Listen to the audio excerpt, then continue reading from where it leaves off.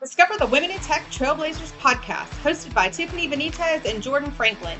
Here, the complexities of being a woman in the tech industry are unraveled through discussions on key issues, personal growth, and how to succeed despite systematic challenges.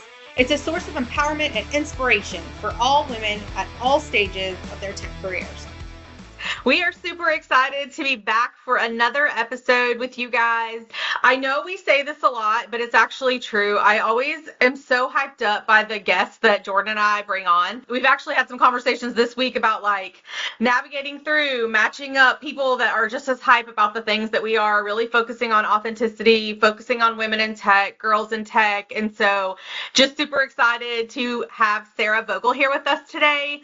Our episode today is really going to be focusing in on college girls and really empowering the next generation of women in tech, which is, something that we are extremely passionate about.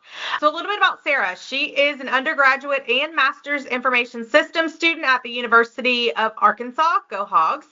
She'll graduate in 2025 with her undergraduate degree, and then a year later, May 2026, with her master's.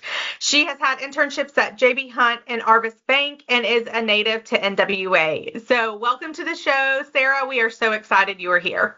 Thank you for having me. Welcome. I always like to kick off the podcast with, really outlining what we're here to do is kind of searching for everyone's authentic self. And we love to hear what everyone thinks the word authenticity or what that word means to you. So that's our first question, To me, authenticity means owning your voice, so being true to who you are. Also, just commanding the room you're in, no matter who's in it, and knowing what you know and speaking to that and not being afraid to ask the hard questions or speak the hard truth. I love that. That's incredible. What I also love, and Sarah, I know we've had some similar conversations on this. What I love is that at a young age, you already know that.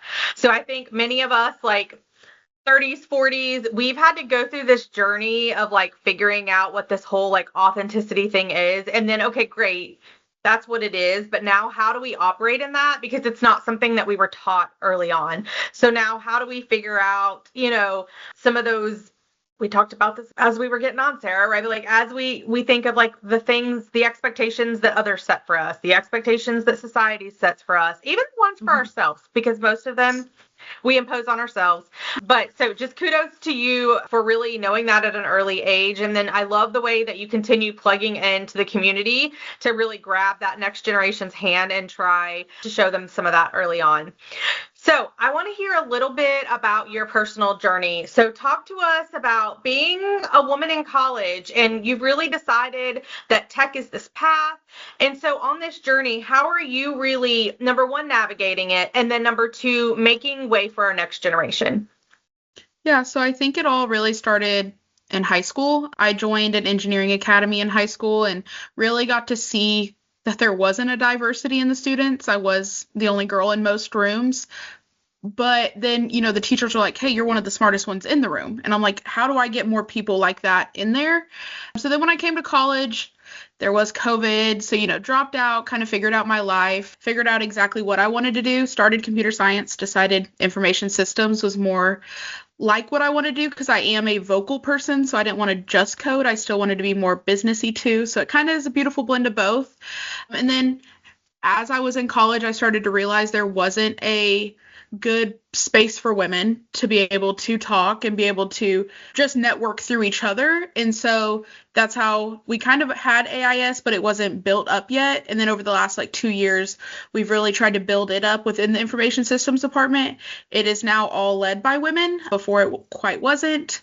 But I think just having those girls and feeding off of each other ideas, mentorship programs, who we're bringing in, how to bring new tech in and how to have conversations about that has really been great. But then, going to freshman classrooms and also speaking to it and being like, hey, look, here's this great group of people, male, female, non-binary, whatever the other ones you have down the line, whatever you want to be, whoever you are, come in, be who you are, and show us what you want to do, but also listen to what we want to do so we can collaborate and come up with new ideas. I love that. And I think one of the things you touched on is it wasn't easy. It wasn't a cakewalk. Like, you weren't amongst everyone looking like you, but you still went after it and you still did it. What were some of those major roadblocks or even gender biases that came up or came into play whenever you stepped into this field? I think the biggest roadblock was walking into a room with nobody that you could look like or had behind you, really, because I went to that school and didn't have a lot of friends either. So it wasn't like you're walking into a room of male friends. It's male classmates who really don't know you and you don't really know them. And so feeling accepted wasn't easy at first, but just still staying true to myself and getting in that room and sharing my ideas. And then they eventually accepted me, still great friends with some of them. They're still on campus. We still talk. And so like that was huge, is just pushing through and not letting, hey, I walked into a room full of just guys. Now I need to leave and find a different room. But truly just staying true to what I wanted to do and really focusing on, like, I knew I had a passion for technology, engineering, programming. And so I stayed in those classes. It wasn't always easy. There's always bullying. There's always people saying, hey, you're not in the right space. But I knew that that's what I wanted to do. And I just stayed true to that. Love that. I also a huge shout out to U of A, University of Arkansas here in Northwest Arkansas in Fayetteville, because I feel like the multiple times that I've been on campus and been invited to speak in different spaces there, I really see them making an intentional effort, not a check the box, to really focus on bringing more girls into technology. So talk to us a little bit about, you kind of talked about some of the roadblocks and challenges of like maybe being the only one in the room, but talk to us on how you're really plugging into some of those efforts, even in the information systems department and otherwise. But like, how are you guys with those programs really trying to push forward to create additional ways and awareness for girls to want to do that?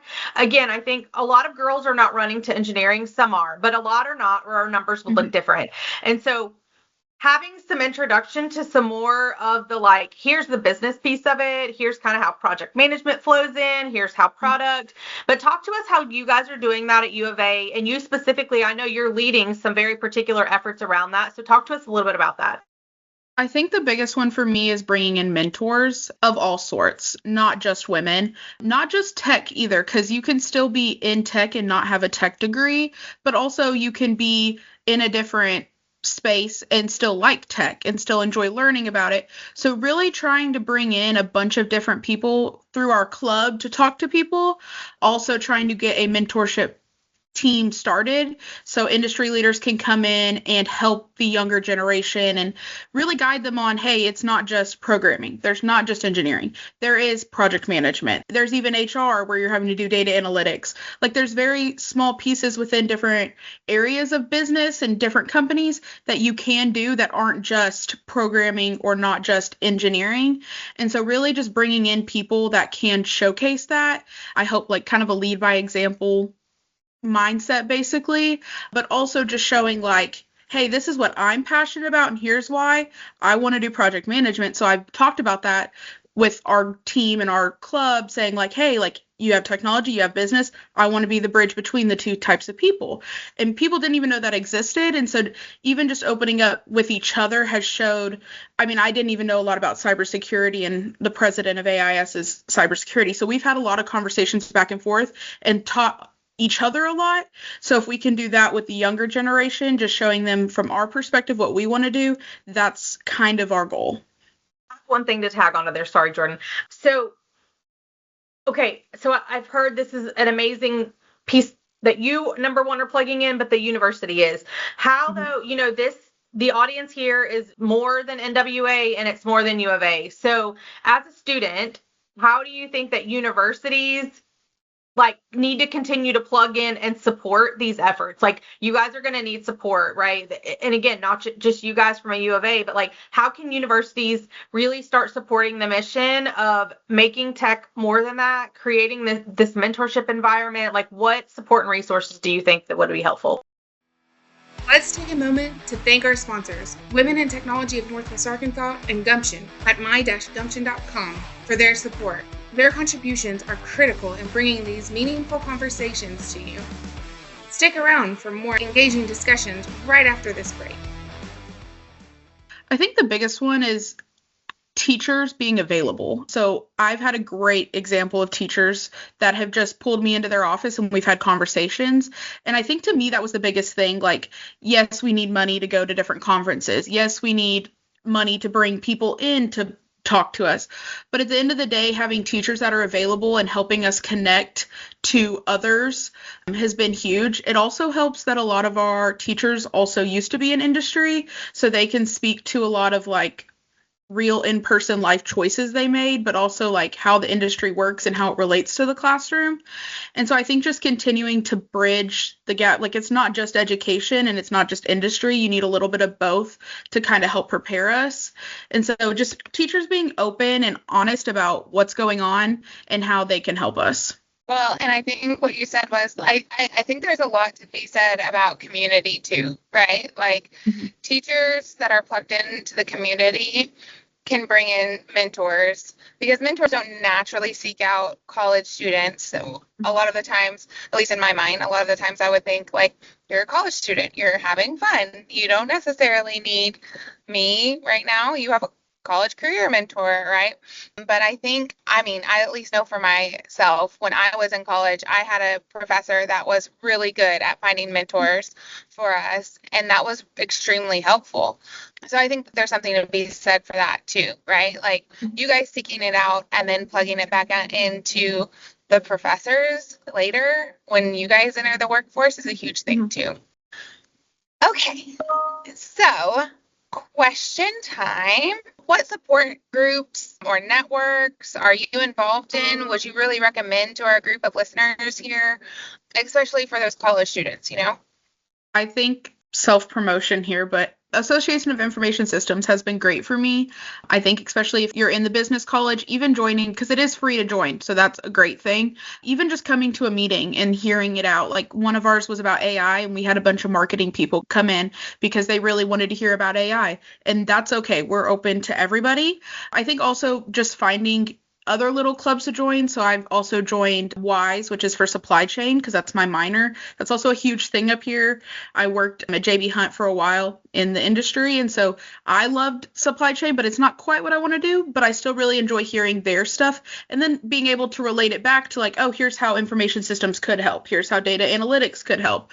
So just kind of finding a good group within your major and really seeking out those clubs on campus, but also finding some outside of it. So Women in Tech has been really great for me lately. I've met a lot of great people through there, but also just showing up to events that you might not always think you're necessarily a part of, but hey, maybe you have an interest in, and just seeing what happens. I always tell the freshmen, be open-minded to anything, because what you think you're open-minded to might not be right.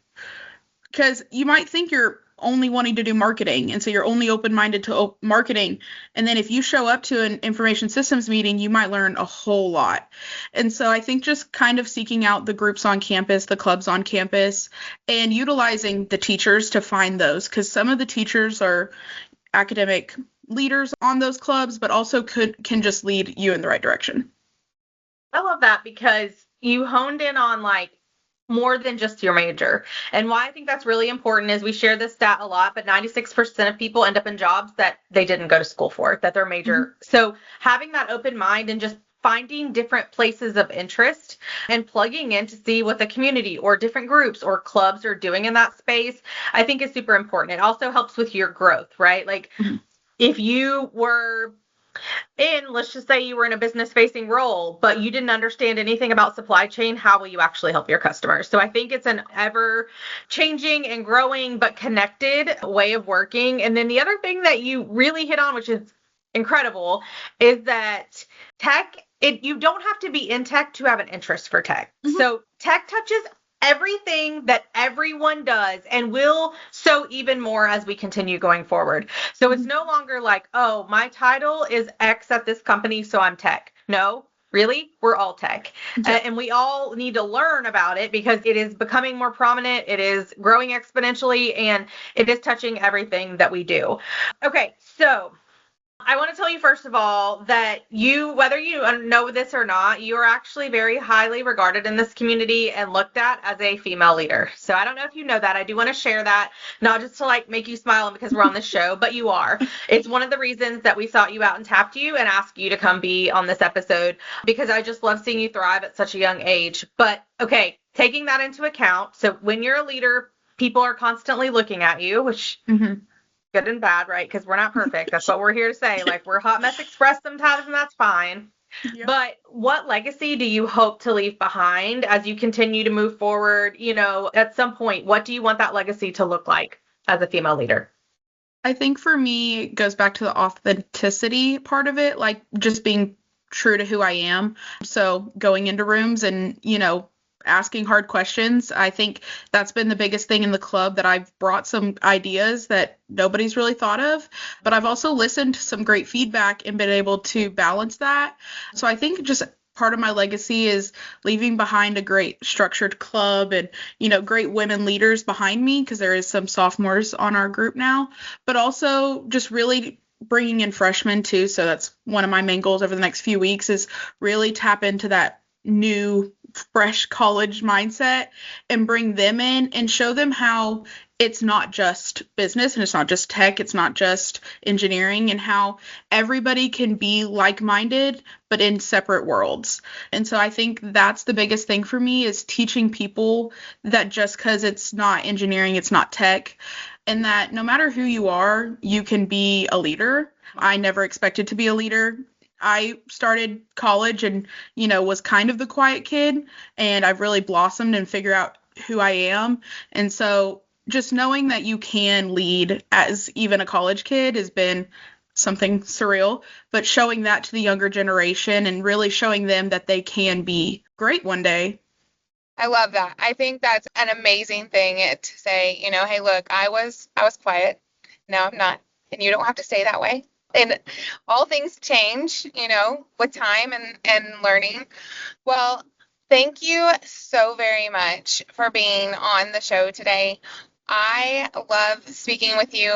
I think that over this podcast and the last one that we've recorded, I think that it's just been a lot of understanding, and seeing where college students are right now is very inspiring.